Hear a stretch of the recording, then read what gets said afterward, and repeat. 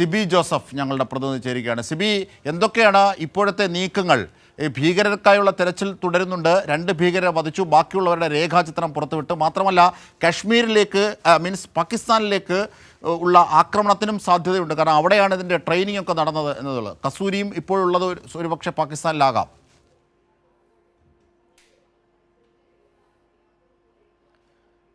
അജംഷാദ്, തീർച്ചയായും ഇതിൻ്റെ ഈ ഒരു ആക്രമണം ഉണ്ടായത് പാകിസ്ഥാൻ്റെ നിയന്ത്രണത്തിൽ തന്നെയാണെന്നുള്ള ഒരു സ്ഥിരീകരണമാണ് ഇപ്പോൾ ലഭിച്ചിരിക്കുന്നത്. ഇപ്പോൾ നമുക്ക് ഏറ്റവും ഒടുവിലായി ലഭിക്കുന്ന വിവരം അനുസരിച്ച് ഈ പഹൽഗാമിലെത്തിയ ഭീകരർ അവർ ശരീരത്ത് ക്യാമറ അടക്കം ഘടിപ്പിച്ചിരുന്നു എന്നുള്ളതാണ്. അതായത് കൃത്യമായി ഈ ഒരു ആക്രമണത്തിൻ്റെ ദൃശ്യങ്ങൾ അവർ പകർത്തി എന്നുള്ള വിവരമാണ് ഇപ്പോൾ ദേശീയ മാധ്യമങ്ങൾ റിപ്പോർട്ട് ചെയ്യുന്നത്. അതായത് ഭീകരർ ഈ ശരീരത്ത് ക്യാമറകൾ പകർത്തി, അത്തരത്തിൽ ക്യാമറകൾ ഘടിപ്പിച്ചിട്ടുള്ള ഈ ഹെൽമറ്റുകൾ ഉൾപ്പെടെ എല്ലാത്തിനെയും ഈ ഭീകരർ ധരിച്ചിരുന്നു എന്നുള്ള വിവരമാണ് ഇപ്പോൾ ലഭിക്കുന്നത്. ഇവരുടെ ലക്ഷ്യം പരമാവധി തീർച്ചയായും, അതായത് സിബി ജോസഫ്, നമ്മളിപ്പോൾ സ്ക്രീനിൽ കാണുന്നത് രേഖാചിത്രങ്ങളാണ്. അതായത് ഭീകരരുടെ രേഖാചിത്രങ്ങൾ. കൃത്യമായി അവരിലേക്ക് കാര്യങ്ങൾ എത്തുന്നു, അവരുമായി ബന്ധപ്പെട്ട സന്ദേശങ്ങളൊക്കെ ശരിവെക്കുന്നത് കൂടിയാണ്. കാരണം രേഖാചിത്രങ്ങൾ, ഇവരെ കണ്ടിട്ടുള്ളവരുടെ അടക്കം വിവരങ്ങൾ ശേഖരിച്ചിട്ടാണ് രേഖാചിത്രങ്ങൾ തയ്യാറാക്കുന്നത്. 3 പേരുടെ രേഖാചിത്രങ്ങളാണ് തയ്യാറാക്കിയത്.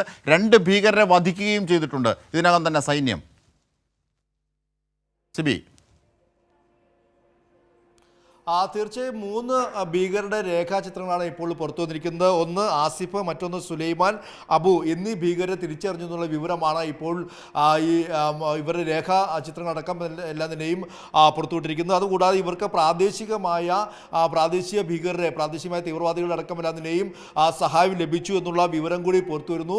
ഇങ്ങനെ പ്രാദേശികമായ ഭീകര സഹായത്തോടെയാണ് ഇവർ ഈ ആക്രമണം നടത്തിയത്. ഇതിൽ 6 തീർച്ചയായും സസ്പെക്ട് 1 എന്ന് കാണുന്നത് ആസിഫിൻ്റെതാണ്. Suspect 2 Sulaiman, suspect 3 Abu. 3 പേരുടെയും രേഖാചിത്രങ്ങളാണ് ഇപ്പോൾ സൈന്യം തയ്യാറാക്കിയിരിക്കുന്നത്. 2 പേരെ വധിക്കാനായി. സിബി, ഈ വധിച്ച 2 പേരും ഈ ഓപ്പറേഷനിൽ ഭീകരാക്രമണത്തിൽ പങ്കെടുത്തവർ തന്നെയാണോ?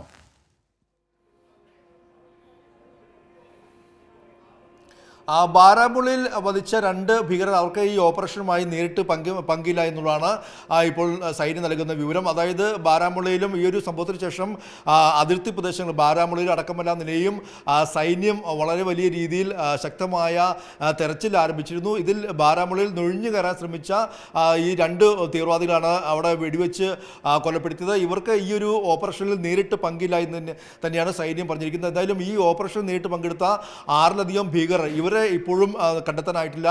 ഇതിനുള്ള തെരച്ചിൽ ഇപ്പോൾ ഈ പാക് അധീന കാശ്മീരിലും അടക്കമെല്ലാതിനെയും എല്ലാ നിയന്ത്രണ രേഖകളിലെല്ലാം നിലയും ഇപ്പോൾ തുടർന്നുകൊണ്ടിരിക്കുകയാണ്. ഇതിൻ്റെ ഭാഗമായിട്ടാണ് ഇപ്പോൾ 3 പേരെ രേഖാചിത്രങ്ങൾ ഇപ്പോൾ പുറത്തുവിട്ടിരിക്കുന്നത്. അതുകൂടാതെ ഇതിൽ ഏറ്റവും പ്രധാനമായും ഈ 2 പേർ പ്രാദേശികമായി സഹായം ലഭിച്ചിട്ടുണ്ട്. അതുകൂടാതെ ബാക്കിയുള്ളവർ പാകിസ്ഥാനുമായി ബന്ധമുള്ള ആളുകളാണെന്നുള്ള വിവരം കൂടി പുറത്തു വരുന്നു. എന്തായാലും കസൂരിയുമായി ബന്ധമുള്ള, പ്രത്യേകിച്ച് ലഷ്കർ ഇ തൊയ്ബയുമായി ബന്ധമുള്ള കസൂരിയുടെ